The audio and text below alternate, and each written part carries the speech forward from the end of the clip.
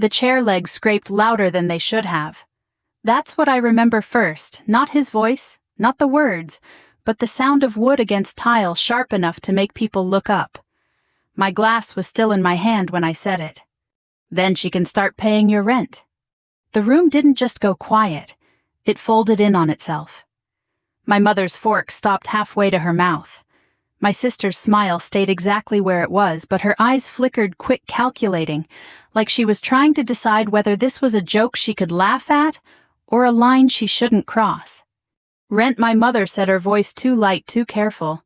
What rent? My father blinked once slow, like a man adjusting to light he hadn't asked for. Dinner had been going the way it always did, predictable in its imbalance. The table was set with the good plates, the ones my mother saved for Sundays, and guests, though tonight we were neither. Roast chicken sat in the center skin, crisp, the smell of rosemary and butter doing its best to soften what we all knew was coming.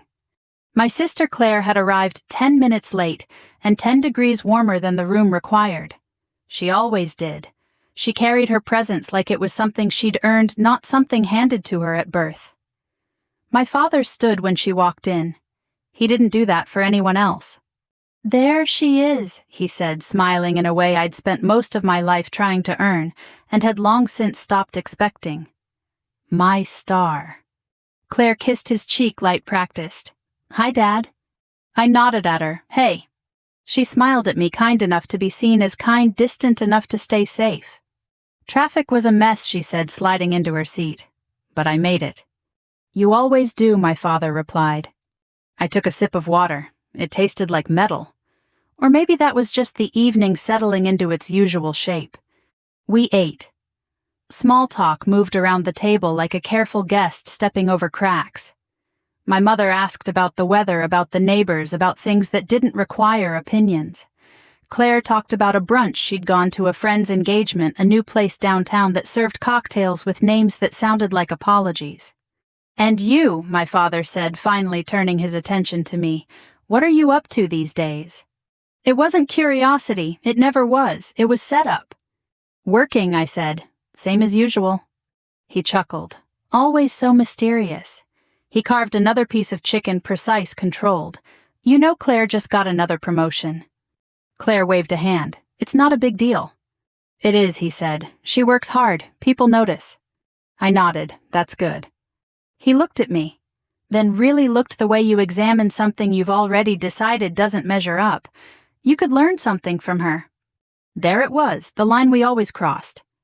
"I've learned plenty," I said, setting my fork down carefully. "Have you?" he asked, leaning back. "Because from where I'm sitting?" He paused, letting the room lean in with him. "You're not even half the woman your sister is." The words landed clean. No stumble, no hesitation. He'd said versions of them before, softer disguised. Tonight he didn't bother. My mother inhaled, sharp and small. "That's enough," she said, but not loud enough to matter. Claire shifted in her seat. "Dad?" What he said, shrugging. "It's the truth. She's always been different." Different. It was the word he used when he didn't want to say less. I felt the old instinct rise, the one that told me to laugh it off, to shrink, to make it easier for everyone else by making myself smaller. It had kept the peace for years. It had also kept me invisible. I set my napkin beside my plate. "Then she can start paying your rent." I didn't raise my voice. I didn't rush the words. I placed them the way you place something fragile and dangerous at the same time. For a moment no one moved. "Rent," my mother repeated, this time less careful. "What rent?" Claire's eyes moved from me to my father, then back again. She didn't speak. My father frowned, a small crease forming between his brows. "What are you talking about?" I looked at him steady. The house, the taxes, the repairs, the things that don't pay themselves. His laugh came quick, too quick. "I handle my own expenses." "Do you?" I asked. The room shifted. Not loudly, not dramatically, just enough to make everything feel slightly off balance. My mother set her fork down. "What is she talking about?" No one answered. Because answering would mean choosing a version of the truth. My father leaned forward, elbows on the table, his voice dropping into something closer to a warning. "You don't get to come in here and make things up." I'm not making anything up, I said. Claire cleared her throat. Maybe we should... Stay out of it, he snapped, not looking at her. That was new. She went quiet. I folded my hands in front of me, not out of nerves, but out of habit. Years of training had taught me where to put my body when things mattered. Stillness is a kind of control. You told everyone you don't need help, I said. You told Mom everything's covered. It is, he said. By who? He didn't answer. My mother looked between us, her face losing color in small, steady increments. I don't understand, she said. What is happening right now? I turned to her softer. I've been sending money for a while. Her eyes widened. Sending money for what? For the house, I said. For everything. My father pushed his chair back slightly, the legs scraping against the tile. The sound echoed sharp and familiar. I didn't ask for that, he said. No, I agreed, you didn't. Then why? Because things needed to be paid, I said, and I had the means. My mother shook her head slowly like she was trying to wake herself from something. Why didn't you tell me? I met her eyes. You never asked. The silence that followed wasn't empty. It was full of things we hadn't said for years, things we'd chosen not to see because seeing them would require change. My father stood then, not all the way, just enough to break the line of the table. This is ridiculous, he said. We're not doing this here. We're already doing it, I replied. Claire finally spoke, her voice careful. Maybe we should just finish dinner. No one reached for their plates. My father looked at me like he was trying to find the version of me he understood, the one who stayed quiet, who let him tell the story. That version wasn't sitting across from him anymore. You think this makes you better than us? He asked. I shook my head. No. Then what is this? He demanded. I held his gaze. This, I said, is me not being the version of me you're comfortable with. He opened his mouth, then closed it again. For once he didn't have a joke. For once the room didn't give him one. My mother stared at the tablecloth, at the faint pattern woven into it, as if it might offer an answer. Claire picked at her napkin, folding it into smaller and smaller shapes. And my father stood there, caught between the story he'd always told, and the one he hadn't known was being written without him. The chicken went cold. No one noticed. By morning the house had returned to its habits.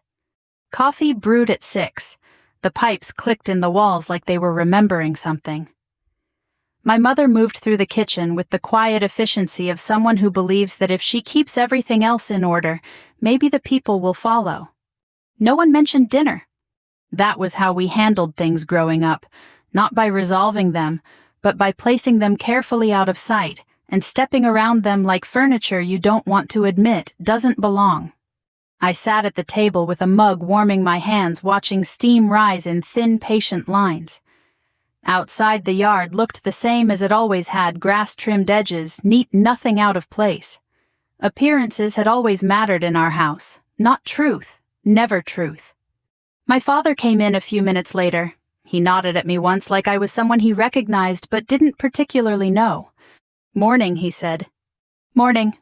He poured coffee, added sugar without measuring, and leaned against the counter. For a moment I thought he might say something about the night before. He didn't. You heading out today? He asked. Later. He nodded. Claire's coming by this afternoon.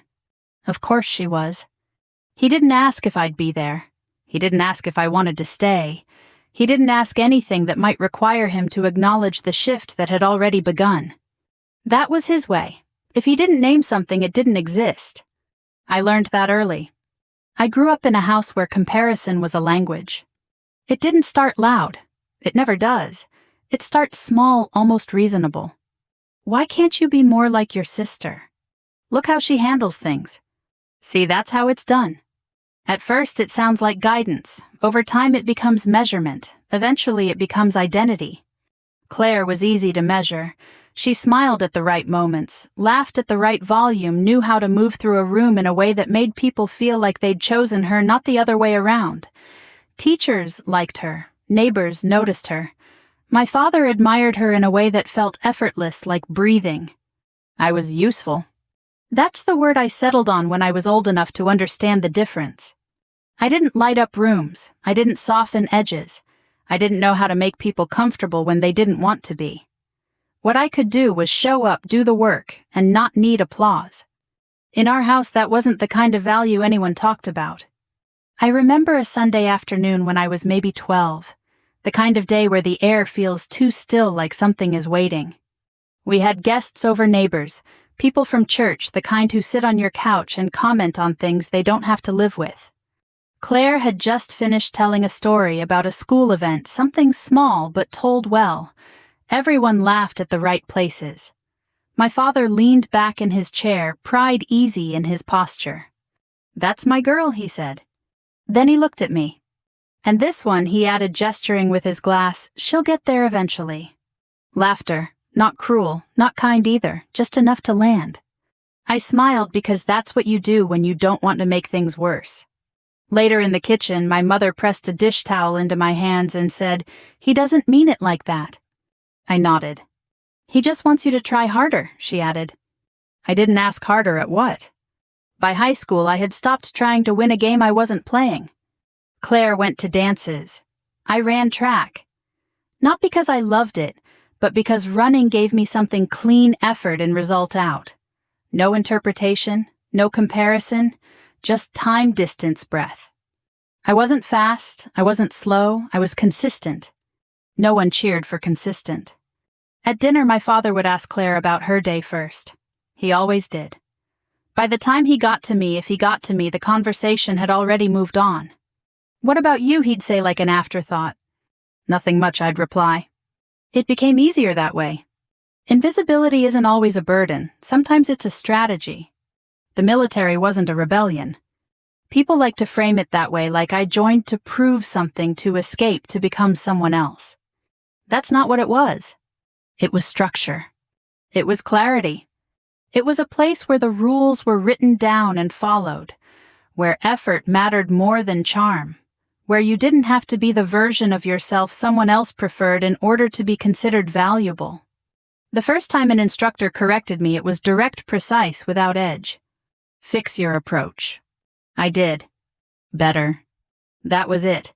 No comparison, no commentary on who I should be, just the work. It felt like relief. I didn't tell my father much about it. Partly because of security, mostly because I was tired of translating myself into something he could understand. When I came home on leave, I kept things simple. "I'm working." "Where?" "Different places." "What do you actually do?" "Same as before." He'd shake his head, half amused, half dismissive, always so vague. It was easier to let him think that than to watch him reduce something I cared about into a punchline he could control. Claire filled the space I left. She had a job that sounded good when you said it out loud. It came with titles, with offices, with things you could point to and understand without effort. My father liked that. He liked things that translated easily. "She's doing well," he'd say to anyone who would listen. And she was, in the ways that mattered to him. But there were things he didn't see, or chose not to. Claire's life looked stable from the outside, clean lines, good lighting, the kind of order that photographs well. But stability, I've learned, isn't always what it looks like. Bills don't care how things look. Neither do numbers. I found that out the first time I saw the overdue notice on the kitchen counter, tucked halfway under a stack of mail like it might hide itself if given the chance. My father wasn't careless, he was proud. Pride has a way of delaying things until they become problems. I didn't say anything then. I didn't say anything for a long time. Because saying something would mean stepping into a role I hadn't been given. Because saying something would mean acknowledging that the system we'd been living in, the one where Claire was the success and I was the afterthought, didn't actually function the way we pretended it did. So I did what I've always done. I handled it. Quietly. The first transfer was small. A test more than anything. It covered a bill that would have caused a conversation no one wanted to have. No one mentioned it. The second was larger. Then another. Repairs, taxes, things that don't wait for pride to catch up. I didn't attach my name to any of it. I routed it through accounts that made it look like the money had always been there. Because I wasn't trying to be seen. I was trying to keep things from breaking. And it worked. For a while. The house stayed intact, the lights stayed on. The version of reality my father preferred remained undisturbed. Claire continued to be the daughter he pointed to. I continued to be the one he didn't quite understand. The difference was now I understood something he didn't. Value doesn't always look the way people expect it to. Back at the table that morning, he finished his coffee and set the mug down with a soft, controlled sound. "You shouldn't have said that last night," he said, not looking at me. "Which part?" He frowned. "You know which part?" I nodded. "I know." He waited like he expected something else, an apology maybe, a step back into the version of me he was comfortable with. I didn't move. "You embarrassed me," he said finally. I met his eyes. "I was embarrassed," I replied, "for years." That landed. He looked away first. The clock on the wall ticked, steady and different. Outside a car passed.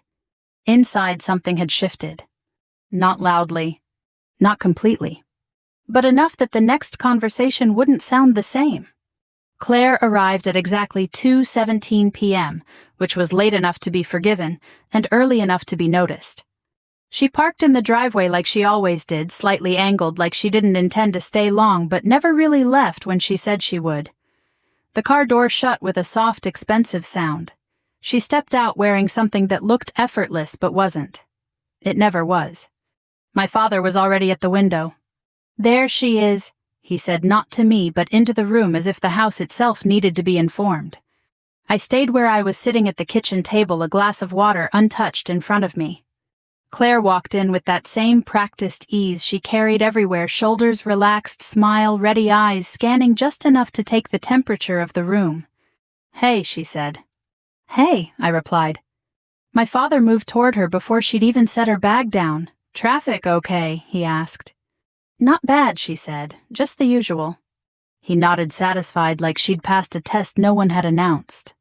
My mother came in from the living room, wiping her hands on a dish towel. "You want coffee?" she asked.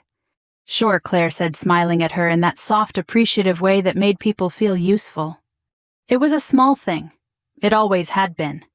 But small things repeated often enough become patterns. And patterns become stories people believe. We sat at the table again, but it felt different now. Not quieter exactly, just more aware. Claire crossed one leg over the other, her posture easy. So she said, glancing between us, "What did I miss last night?" No one answered right away. My father cleared his throat. "Nothing important." I almost smiled. Claire tilted her head, slightly studying him. "Didn't sound like nothing when I left." "It's handled," he said. "Handled," she repeated like she was tasting the word. I watched her, not with suspicion, but with the kind of attention you give something you finally decided to understand instead of accept. Claire wasn't careless. She was strategic. There's a difference. People like Claire don't stumble into success. They build it piece by piece using materials that aren't always visible. Charm is one of them. Timing is another. Knowing when to speak and, more importantly, when not to is the one most people miss. Claire had all of that. What she didn't have, at least not in the way my father believed, was stability. Not the kind that holds when no one's looking. "I heard about your promotion," I said, breaking the silence. Claire glanced at me, surprised, then smiled. "Yeah, it's good." "What changed?" I asked. "More responsibility," she said, "more visibility." My father nodded approvingly. "That's how it works. You prove yourself, people notice." Claire didn't correct him. She rarely did. The truth about Claire's job was simple. It sounded better than it paid. Titles carry weight in conversation. They open doors. They make people lean in. But they don't always translate into numbers that hold up under pressure. I knew that because I'd seen the statements. Not because I'd gone looking for them, but because they had a way of appearing like the overdue notice months ago, tucked just out of sight, but not far enough. "Everything going okay?" my mother asked, setting a mug in front of Claire. "Yeah," Claire said quickly. "Busy, but good." My mother nodded, relieved by the answer. Relief, I've learned, doesn't require accuracy, just reassurance. Claire stirred her coffee, watching the surface settle. So she said again, "Are we really not going to talk about last night?" My father's jaw tightened. "There's nothing to talk about." There's always something to talk about, she said lightly. Not a challenge, not exactly. But close enough. I leaned back slightly, studying them both. This was the part people miss, the space between what's said and what's understood. Claire knew more than she let on. She had to. You don't move through life the way she did without noticing patterns. And the pattern lately had been simple. Things were being paid. Without explanation. Did something happen with the house, she asked finally. My mother looked up. What do you mean? Claire shrugged, casual. I don't know. Repairs maybe. Dad mentioned something a few weeks ago. He hadn't. But it sounded like something he would say. My father shifted in his seat. It's taken care of. By who? Claire asked. There it was again. That question. Simple, direct, uncomfortable. My father didn't answer right away. He didn't look at me. He didn't look at her. He looked at the table like it might offer him something solid to stand on. I've got it handled, he said finally. Claire nodded slowly like she accepted that answer but didn't fully believe it. She took a sip of coffee, then set the mug down carefully. You've been saying that a lot lately, she said. He frowned. What's that supposed to mean? Nothing, she said quickly, just noticing. She glanced at me then just for a second. It wasn't a look of accusation. It was recognition. Claire wasn't blind. She knew her own numbers. She knew what she made, what she spent, what she could and couldn't cover. And she knew, whether she admitted it out loud or not, that there were gaps. Gaps someone had been quietly filling. I've helped when I can, she added almost as an afterthought. My father nodded immediately. I know you have. I watched her. She didn't correct him. Again. There it was. Not a lie. Not exactly. But not the truth either. And that's where most families live, not in lies, but in versions of truth that are easier to hold. I stood up then, not abruptly, just enough to shift the room again. I'm going out for a bit, I said. My mother looked up. You'll be back for dinner. Maybe. My father didn't say anything. Claire did. Wait, she said, can we talk? I paused. Not because I had to. Because I chose to. About what I asked. She hesitated just for a second. Then, about last night. We stepped outside. The air was cooler than I expected, the kind of cool that doesn't last, but still manages to change how things feel. Claire leaned against her car, arms crossed loosely. You didn't have to do that, she said. I know. So why did you... I considered the question. Because the easy answer would have been anger. The real answer was simpler. Because I was tired, I said. Tired of what? Being the version of me he prefers, I replied. She looked at me, really looked this time without the usual distance. He's just like that, she said. I know. You could ignore it, she added. I did, I said, for a long time. She nodded slowly. I didn't know, she said then. About what? The money. I believed her. That was the part people wouldn't expect. Claire wasn't the architect of the system. She was just its most visible beneficiary. I wasn't trying to make you look bad, I said. I know, she replied. Were you trying to make him look bad, she asked. I shook my head. Number. Then what? I met her eyes. Just accurate. She let that sit. The wind moved through the trees behind us, soft, steady. You could have told me, she said. You could have asked, I replied. She smiled, faint, almost tired. That's not how this family works, she said. No, I agreed, it's not. We stood there for a moment longer, not arguing, not agreeing, just existing in a space that felt new because it hadn't been defined yet. Finally, she pushed off the car. Be careful, she said. With what? With how this goes, she replied. He doesn't like losing control. I almost laughed. He never had it, I said. She didn't respond. Because we both knew that wasn't entirely true. He'd had it for years. We'd just stopped noticing. As I walked away, I felt something settle. Not resolution, not yet, but clarity. The story I'd been living in was changing. Not dramatically. Not all at once. But enough that the next part wouldn't follow the same script. I didn't go far. Just down the road past the mailbox that leaned slightly to the left, past the fence my father had promised to fix 3 summers ago, and never did. The kind of walk that gives your body something to do while your mind catches up to what's already been decided. The sky had that late afternoon color, soft, almost forgiving. The kind of light that makes everything look like it belongs where it is. It's misleading. Most things only look settled from a distance. When I came back, the house was quieter. Claire's car was still in the driveway, but the front door was closed. I stepped inside without announcing myself. The air felt different, not tense, not loud, just aware. Voices came from the living room. My mother first. "I don't understand why you didn't tell me." My father's reply came slower.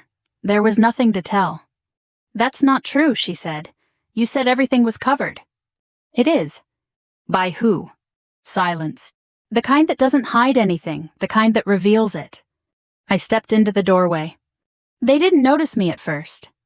Claire sat on the edge of the couch, leaning forward, elbows on her knees. My mother stood near the coffee table, hands wrapped around each other like she was holding something fragile that might break if she let go.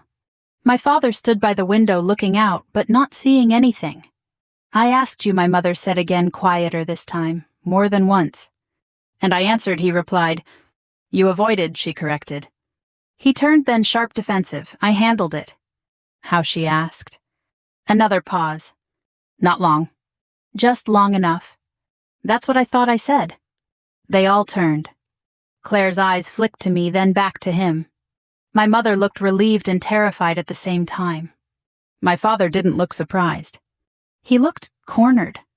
"We're talking," he said. "So am I," replied. I stepped into the room, slow, deliberate, not to take control, just to stand in it. My mother shook her head slightly. "Please," she said, "just explain it." I nodded once. "Okay." I didn't rush it. Truth doesn't need speed, it needs space. "The mortgage is paid," I said, "but the taxes aren't always on time." My father exhaled through his nose like he was already tired of hearing it. "The roof needed repairs last year," I continued. "So did the plumbing and the furnace." My mother's eyes widened. "What furnace?" "The one that stopped working in January," I said. "You remember?" She nodded slowly. "You said it was just a part." "It was," I said, "an expensive one." She turned to him. "Why didn't you tell me?" "I fixed it," he said. "No," I replied, "I did." That landed. Not loudly, but completely. My mother sat down. Claire didn't move.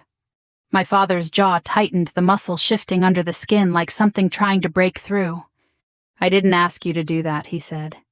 "I know," I replied. "Then why?" "Because it needed to be done. That's not your responsibility." "No," I agreed, but it became mine when it wasn't being handled. My mother looked between us, her expression searching for something stable. "How long?" she asked. I hesitated. Not because I didn't know.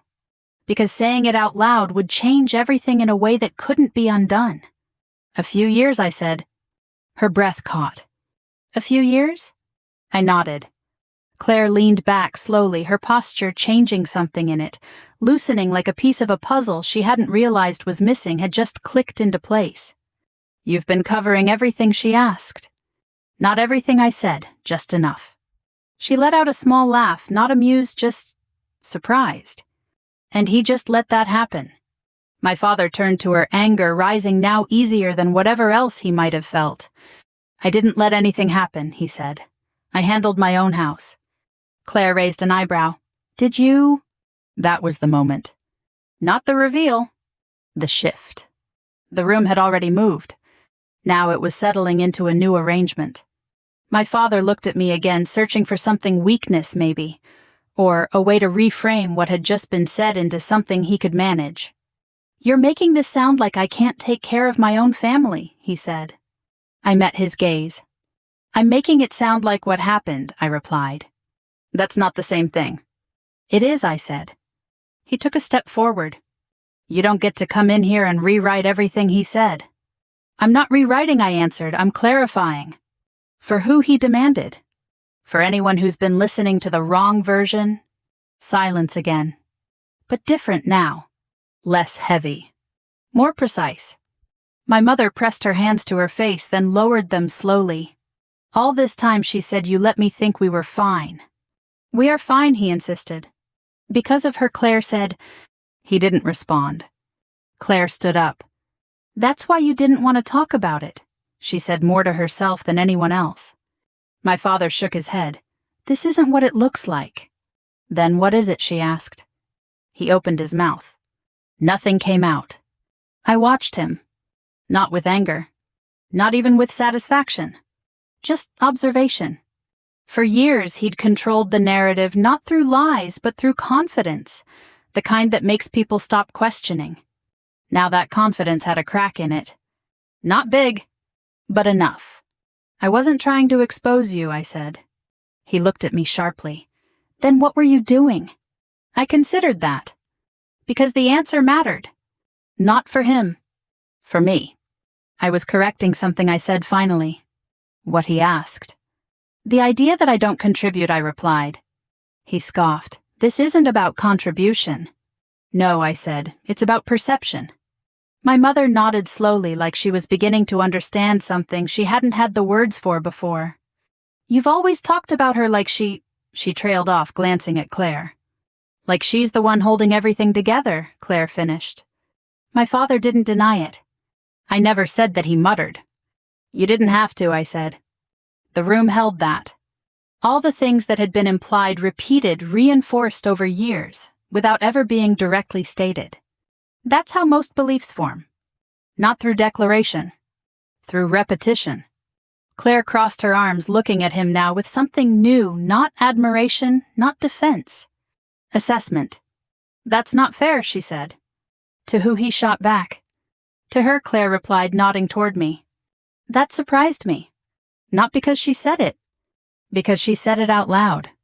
He looked between us, something unsettled moving behind his eyes. "You're both overreacting," he said. "No," I replied. "We're just not ignoring it anymore." Another pause. Longer this time. The kind that doesn't ask for resolution. Just recognition. Finally, my father looked away. Not in defeat. Not exactly. Just withdrawal. He moved back toward the window, the same spot he'd stood in before. Outside, nothing had changed. Inside, everything had. "I didn't need credit," I said, quieter now. "I just needed you to stop pretending I didn't matter." He didn't turn around. But I saw it. The slight shift in his shoulders. The smallest acknowledgement. It wasn't enough. But it was something. And sometimes something is where change starts. He didn't come to me that night. He stayed in the living room longer than usual, the television on, but unwatched, the volume low enough to pretend it wasn't there. My mother moved through the kitchen in careful silence. Claire left just before sunset, her goodbye quieter than her arrival, her hug brief, her eyes lingering a second longer than necessary. I went to the back porch. It was always cooler there. The boards creaked in the same places they had for years, familiar in a way that didn't ask anything from you. I sat on the top step, elbows on my knees, hands loosely clasped. The yard stretched out in front of me, neat and contained. My father liked things that could be defined by edges. People were harder. The screen door opened behind me. I didn't turn. "You always did this," he said. His voice wasn't loud. It didn't need to be. It carried the way it always had, direct, certain, used to being heard. Did what I asked. "Walk away," he replied. I nodded slightly. Sometimes that's the best option. For who, he asked. For everyone, I said. He stepped out onto the porch. The door clicked shut behind him, soft but final. He stood there for a moment like he wasn't sure where to put himself in a space that didn't come with instructions. Then he sat down on the step beside me. Not too close. Not far either. "You made me look like I don't know what I'm doing," he said. There it was. Not concern. Not curiosity. Image. "I didn't make you look like anything," I replied. "I said what was true." "Not everything that's true needs to be said," he shot back. I let that sit. Because he wasn't wrong. He just wasn't complete. "You're right," I said after a moment, "but some things need to stop being ignored." He exhaled sharply, rubbing his hands together like he was trying to generate friction where there wasn't any. "You could have talked to me," he said. "I have," I replied. When he asked, turning toward me, I met his eyes. "Every time you compared me to Claire," I said. "Every time you dismissed what I do. Every time you made me smaller so she could look bigger." He frowned. "That's not what I was doing." "That's what happened," I said. He looked away, jaw tight. "I was trying to motivate you," he muttered. I almost smiled. "That's what you call it?" I asked. "What would you call it?" he challenged. I thought about that. Not quickly. Carefully. "I'd call it choosing one version of your daughter," I said, "and ignoring the other." He shook his head. "That's not fair." No, I agreed, it's not. Silence settled between us again, but this time it didn't feel like avoidance. It felt like space. The kind that lets something real exist, even if it's uncomfortable. "You've always been difficult," he said after a while. I nodded. "I know." "You don't make things easy," he added. "I'm not supposed to," I replied. "I'm supposed to be honest." He huffed out a breath somewhere between frustration and something he didn't have a word for. "That's not how the world works," he said. "It is where I work," I answered. That caught him. He glanced at me just briefly. "You think you're better than this place?" he asked. "No," I said. "I just don't let it define me." He leaned forward, elbows on his knees, now mirroring my posture without realizing it. "So what happens now?" he asked. The question wasn't about logistics. It was about control. About whether he still had it. "We decide how this works," I said. "We," he repeated. "Yes." He scoffed. "Since when is this a negotiation?" "Since I stopped being a kid," I replied. That landed. Not with force. With weight. "You're still my daughter," he said. "I know," I answered, "and you're still my father." "Then act like it," he said. I turned to him fully now. "I am," I said. "I'm just not acting like the version you're used to." He stared at me, trying to reconcile something that didn't fit into the framework he'd built over years. "What do you want?" he asked finally. There it was. The question that mattered. I didn't rush the answer. Because this wasn't about reacting. It was about defining. "I want you to stop," I said. "Stop what?" he asked. "Stop turning me into a comparison," I replied. "Stop using me to highlight someone else. Stop pretending I don't contribute just because I don't do it your way." He frowned. "I never said you don't contribute." "You didn't have to," I said. "You made it clear." He opened his mouth, then paused. For the first time, he seemed to consider that possibility. "Not fully, but enough." "And if I don't?" he asked. The question wasn't a threat. It was a test. I held his gaze. "Then I won't be here as much," I said. He blinked. "What does that mean?" "It means I won't put myself in situations where I'm disrespected," I replied, "even if it's family." That hit harder than anything else. Not because it was loud. Because it was final. "You'd really do that?" he asked. "Yes," I said. No hesitation. No apology. Just truth. He leaned back, processing. "You've changed," he said. I shook my head. "No," I replied. "You're just seeing me clearly now." Another silence. But this one felt different. Less defensive. More uncertain. "I didn't know," he said after a while. "About what?" "About the money, about everything." I believed that. Not because he couldn't have known. Because he hadn't been looking. "You didn't ask," I said. He nodded slowly. "That seems to be a pattern," he admitted. I let that settle. Because acknowledgement, even small, matters. "So what do I do?" he asked. It wasn't a demand. It was something else. I considered him. Really looked. Not as the man who'd shaped my childhood, but as the one sitting next to me now. "You listen," I said. He nodded. And he prompted. "You stop making jokes at my expense," I continued. "You stop comparing. And when you don't understand something about me." "I ask," he finished. "Yes," I said. He let out a breath, long and slow. "That's going to take some getting used to," he admitted. "I know," I said. We sat there for a while after that. No resolution. No dramatic shift. Just two people adjusting to a new version of something that had been the same for too long. Before he stood up, he said one more thing. "You didn't have to pay for all that." "I know," I replied. "Then why did you—" I looked out at the yard. "At the fence." "At the house." "Because things matter," I said. He nodded, not fully understanding, but not dismissing it either. And for the first time in a long time, that felt like enough to start with. Change doesn't arrive all at once. It doesn't knock. It doesn't announce itself. It settles in quietly in the spaces where old habits used to live and waits to see if anyone notices. The next morning, the house sounded different. Not quieter, just less certain. My father still woke early. Coffee still brewed at 6. The radio still played low in the background, the same station he'd listened to for years. But something in the rhythm had shifted, like a song played just slightly off-tempo. He didn't say much at breakfast. That wasn't new. What was new was what he didn't say. My mother set a plate in front of him. "Eggs?" she asked. He nodded, "Thanks." He didn't look at me right away. When he did, it wasn't with the usual quick assessment, the silent comparison. It was neutral. "Morning," he said. "Morning." That was it. No commentary, no setup. Just a word. It's a small thing. But small things repeated often enough become something else. Claire didn't come by that day. Or the next. When she finally called, it was in the afternoon, her voice measured, controlled in a way that told me she'd been thinking more than she was comfortable with. "How is he?" she asked. "Quiet," I said. She let out a small breath. "That's new." "Yes." "Is that good?" she asked. "I think so." Another pause. "I didn't realize," she said.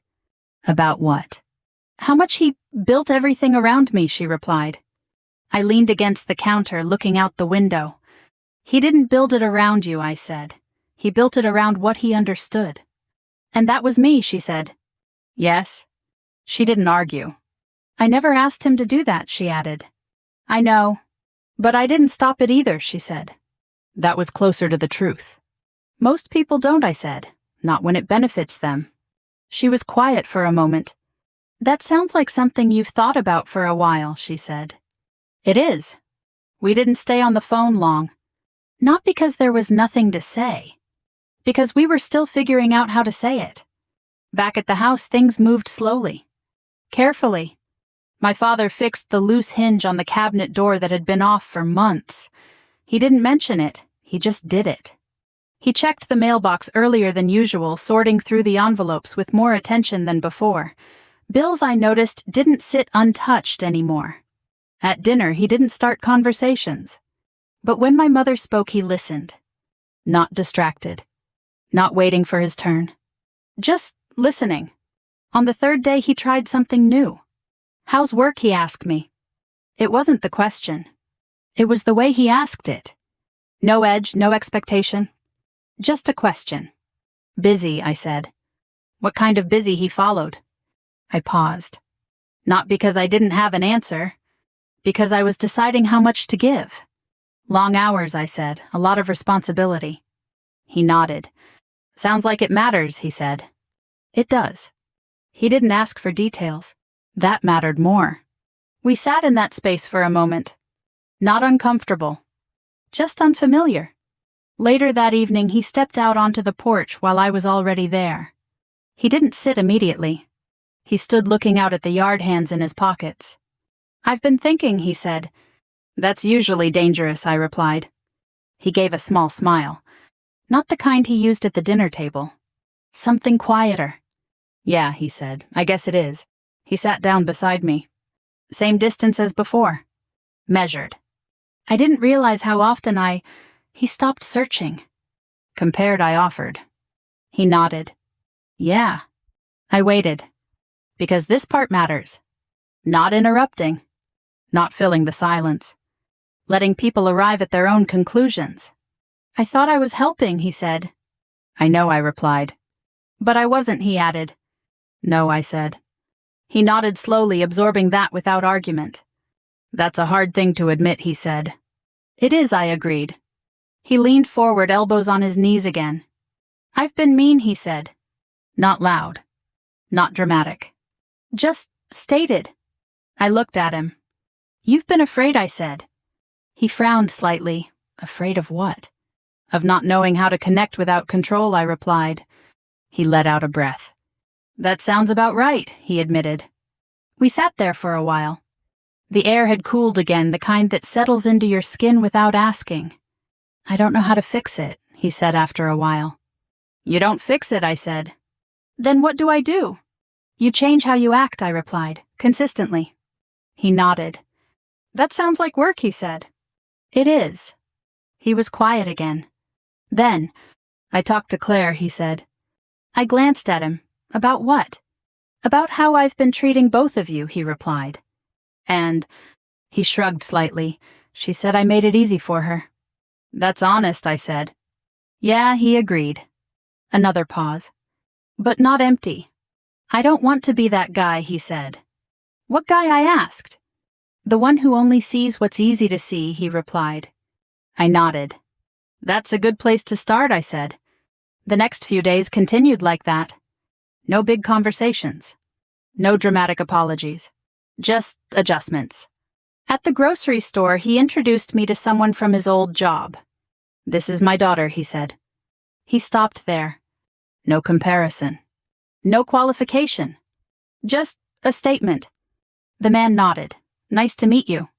You too, I said. My father didn't add anything else. That was new. At dinner one night, Claire came back. She sat down, looked between us, and said, This feels different. It is, my father said. She nodded. No one explained. No one needed to. Halfway through the meal, he started to say something, one of his old patterns. I could hear it in the first few words. Claire's always been... He stopped.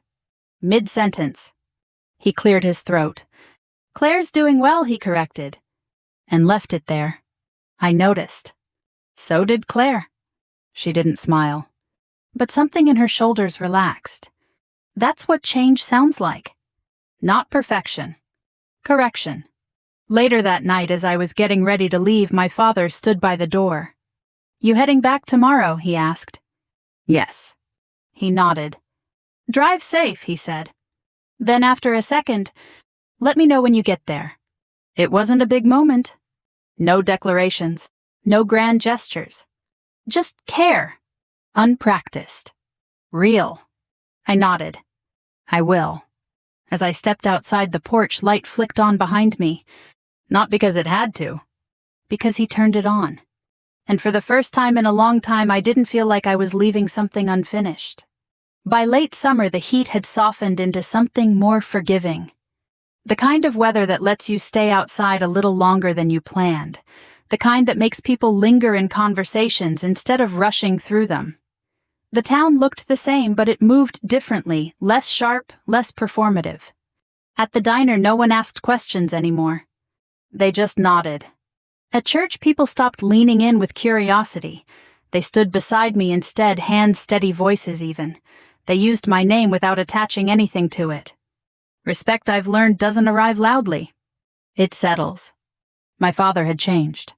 Not completely. People don't. But enough. He spoke less. When he did, he chose his words the way a man chooses where to step on uneven ground, carefully aware that one wrong move could take him back to where he started. He didn't joke about me anymore. He didn't compare. And when he didn't know what to say, he didn't fill the space with something easy. He let it be quiet. One evening he came by with a bag of groceries. Not a lot, just a few things. Bread, coffee, tomatoes that were a little too soft but still good if you used them quickly. They bruise easy, he said, setting them on the counter. I'll use them tonight, I replied. He nodded, looking around like he was taking inventory of something he hadn't paid attention to before. You keep things simple, he said. It works, I answered. He didn't argue. We ate standing up. No table. No formality. Just food conversation moving in and out without pressure. At one point he glanced at the door. You fixed the hinge, I said. He nodded. It was bothering me. It's been bothering me for months. I know, he said. That was it. Not an apology. An acknowledgement. Sometimes that's enough. A week later, there was another family gathering. Smaller this time. Backyard folding chairs, a grill that smoked more than it cooked. The kind of setting where people feel comfortable enough to slip back into old habits. I noticed it immediately, the way conversations leaned toward familiar patterns, the way expectations hovered just beneath the surface. Claire stood near the grill talking to someone from the neighborhood. She looked the same as always, composed, present, easy to like. But there was something different in how she held herself. Less central. More aware. I stayed near the edge of the yard. Not hiding. Just not stepping forward. I didn't need to. A man I didn't recognize approached my father.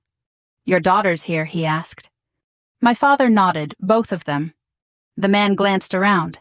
Which one as he stopped himself like he wasn't sure how to finish the question. What my father asked. "The one you were telling me about," he said. There it was. The setup. The old version of the story waiting to be told again. I watched my father. Not closely. Just enough. He looked at Claire first. Then at me. Then back at the man. For a moment I saw it, the instinct. The familiar path. The easy version. Then he did something different. "She flies," he said, nodding toward me. No explanation. No embellishment. No comparison. The man raised his eyebrows slightly. "That's so." I nodded. "Yes, sir." "Well," he said, "that's something." My father didn't add anything. He didn't turn it into a story. He didn't make it about himself. He let it stand. Claire walked over, then handing him a plate. "Food's ready," she said. He took it. "Thanks." She glanced at me just for a second. Not competitive. Not defensive. Just neutral. That was new too. Later, as the sun started to dip and the air cooled just enough to notice, my father sat down beside me on one of the folding chairs. "You handled that well," he said. What I asked. Not saying too much, he replied. I smiled slightly. I learned from experience. He nodded. "Me too," he said. We sat there for a while, watching people move around the yard. Kids running. Adults talking. The kind of scene that looks simple but never really is. I used to think being right was the most important thing he said. And now I asked. He looked out at the fence, the one he'd finally fixed. "Now I think being fair matters more," he said. I nodded. "That's a better standard," I replied. He shifted in his seat, then looked at me. "I'm glad you said something," he admitted. About the money. About everything he said. I considered that. Because the truth is, saying something hadn't felt like victory. It had felt like necessity. I didn't do it to prove anything, I said. "I know," he replied. Then why, he asked. I looked out at the yard. At the people. At the life that had continued quietly adjusting itself.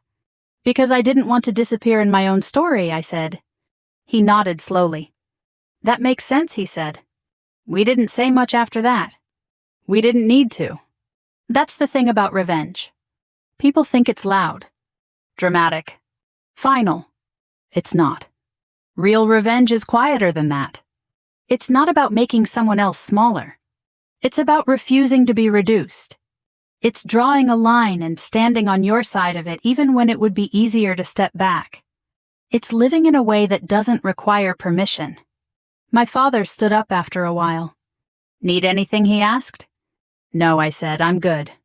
He nodded. Then he hesitated. Just for a second. "I'm glad you're you," he said.